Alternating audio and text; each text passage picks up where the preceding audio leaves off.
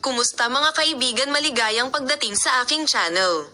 Ang mundo ng libangan ay inalog sa pamamagitan ng nakakagulat na mga paratang tungkol sa kapayapaan. Ang social media ay puno ng mga alingaungaw na ang kanyang asawa na si Gulam Baktas ay hiwalayan. Ang mga haka-haka na ito ay nagsimulang mapagtanto ang kanyang malakas na kimika sa screen kasama ang kanyang mga tagahanga sa bagong serye ng kanyang mga tagahanga. Kaya ang mga habol na ito ay may isang bahagi ng kawastuhan.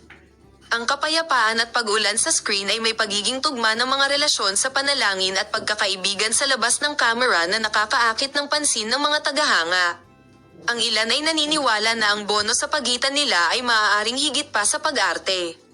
Kaya kung gaano kay-toto ang mga alingaungaw na ito. Nauna nang nabanggit ni Yagmer Yoxel ang kanyang pribadong buhay at sinabi na siya ay napili tungkol sa pag-ibig at na hindi ako nagkaroon ng malubhang relasyon. Maaari bang batay sa mga chismis na ito batay sa haka-haka ng fan? Sinabi ni Boris at Gulam Baktas na ang maasahang mga mapagkukunan na malapit sa mga paratang sa diborsyo ay ganap na walang batayan.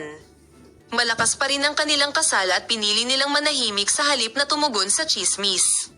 Sa katunayan, ang kapayapaan ay palaging malalim na nakatali sa kanyang asawa, at ang mga pagbabahagi ng social media ay sumasalamin sa kanilang pag-ibig at ang kanilang kaligayahan sa pagkakaisa.